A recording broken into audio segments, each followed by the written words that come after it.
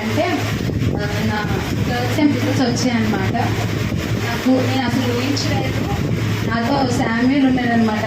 అంటే మనం చూసుకోవడం వేరే కదా మార్క్స్. నా మొత్తం శామ్యుల్ ఉన్నాడు. అయితే నువ్వు పాస్ అయిపోతావులే అంటే ఫైనల్ ఇయర్కి వచ్చినప్పుడు ఓన్లీ 62 మెంబర్సే పర్సంటేజ్ మొత్తం ఆల్ ఓవర్ ఏపీకి ఓన్లీ 62 మెంబర్సే పాస్ అయ్యారు అనమాట. నేను చాలా భయపడుతున్నాను. నా దేవుడు నాకు చాలా మంచి మార్క్స్ ఇచ్చాడు. 9.20తో నేను పాస్ అయ్యాను.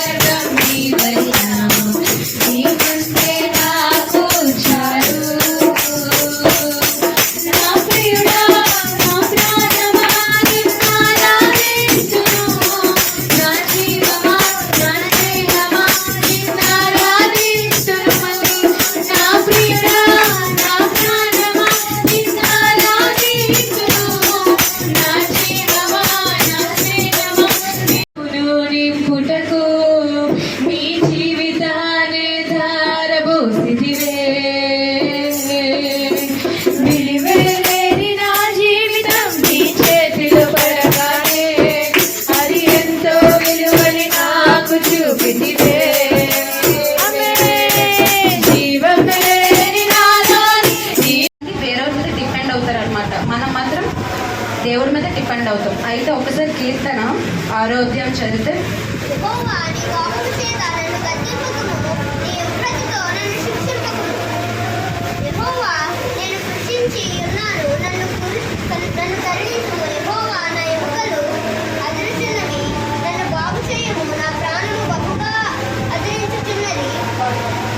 అయితే ఇక్కడ ఏం తెలుస్తుంది, ఒక వ్యక్తి చాలా కృంగిపోతున్నాడు, చాలా భయపడుతున్నాడు. అంటే నేను చనిపోతానని చెప్పి తను మాట్లాడుతాను అనమాట. ఇంకా తన ఒక శత్రువులు కూడా తను చనిపోవాలి అని అనుకున్నారు. ఎవరు?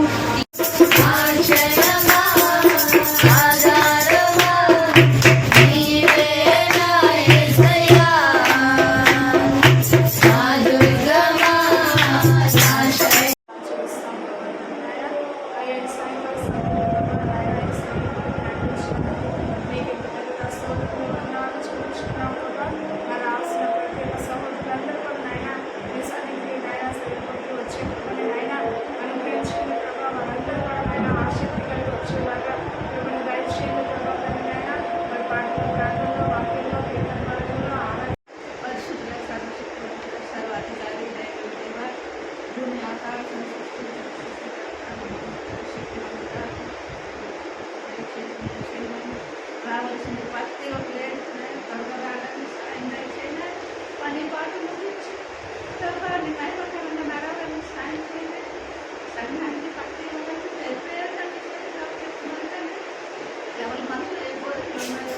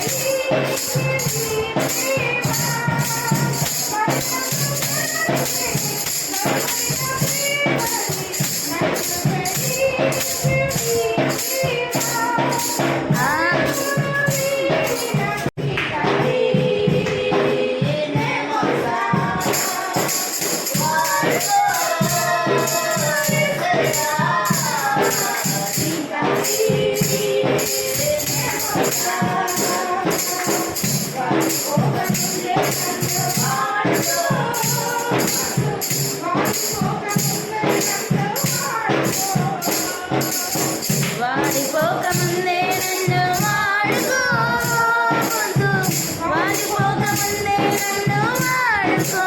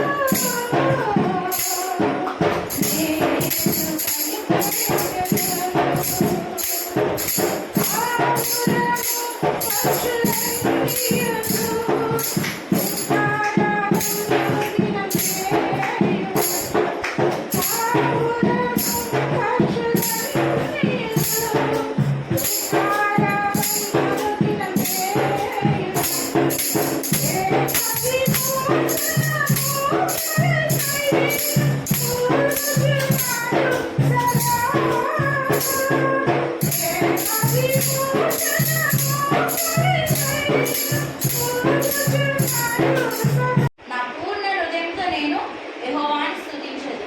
నిజమే కదండి, దావీదు ఆయన పూర్ణ హృదయంతో దేవుని యెహోవాని స్తుతిస్తున్నాడు. ఎందుకంటే ఆ యొక్క విజయాన్ని బట్టి దేవునికే స్తుతి కలుగును కాక అని చెప్పి ఆయన్ని మరి దావీదు స్తుతిస్తున్నారు. యేసు ప్రభువు యెహోవా నీ అద్భుత కార్యాలన్నింటినీ నేను వివరించదు. ఆయన చేసిన తన పట్ల దావీదు పట్ల అనేకమైన అద్భుత కార్యాలను బట్టి ఆయన ఏం చేస్తున్నారంట, ప్రతి ఒక్కరికి వివరిస్తున్నారంట. అంతే కదా, మనం ఒక సాక్ష్యం ఎలా ఉండాలంట, అనేక మందిని మార్చేవారుగా ఉండాలి. అలాగా ఆయన ఈ యొక్క విజయాన్ని కీర్తన వివరిస్తున్నారు. దాన్ని బట్టి దీనివల్ల మనం ఏంటంటే అర్థం చేసుకోవాలి, ఆయన ఒక విజయానంద అంటే అనేకమైన పనులను బట్టి కానీ ఆయన చేసిన యేసుప్రభువు చేసిన కార్యాలను బట్టి దావీదు వివరిస్తున్నాడు. ఎందుకంటే ఆ యొక్క సాక్ష్యం బట్టి అనేక మంది మారాలి.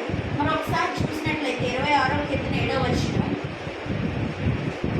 26వ కీర్తన 7వ వచనం.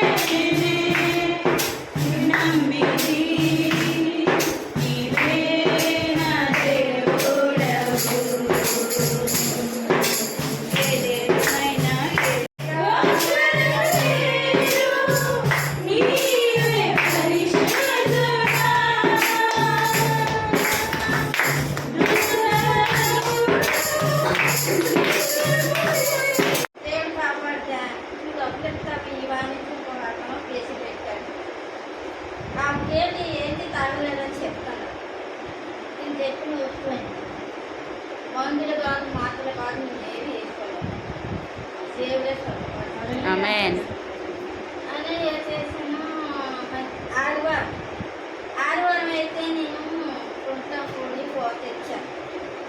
కుంటాం పొడి కోత తెచ్చా. ఏం చేశాను, ఒళ్ళు అరిసింది. 2 ఏళ్ళు కొంతసేపు వచ్చాడు, ఒళ్ళు అరిసింది. సరిగా 10 అవుతుంది, పొయ్యి మీద పెట్టాను.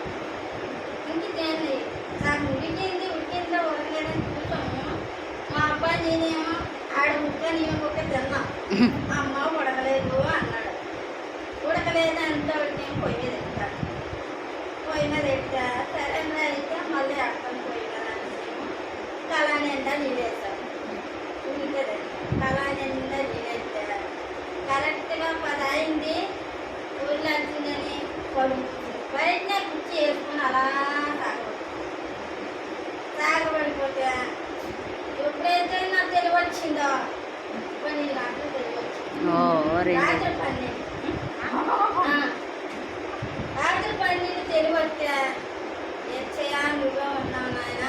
మాత్రమే తెలుసు, అదొక్కటి మాత్రమే వచ్చి ఇంకేమీ రాదు అని అందరూ తోసేసేవారు. ఎందుకంటే తను చిన్నవాడు, అందరూ అలాగే చూసేవారు. ఏమని చిన్నవాడికి రోజు ఎప్పటికీ అలాగే చూస్తున్నారు. అందుకే దేవుడు ప్రతి ఒక్కరిని కూడా దేవుల్లో ఉంటే మాత్రం ఎవరు చిన్నవారు ఎవరు పెద్దవారు అనే కాదు, దేవుళ్ళు ఉంటే అందరూ ఈక్వల్. దేవుళ్ళు ఉంటే దేవుడు అందరినీ కూడా గొప్పగా వాడుకుంటారు. అయితే సమయంలో ఏంటంటే జరిగింది, సమయాల్ని దేవుడు దర్శించి ఉంచారనమాట. ప్రతి ఒక్కరిని కూడా అభిషేకించడానికి. అయితే మొదటిగా సౌలుని అభిషేకించారనమాట.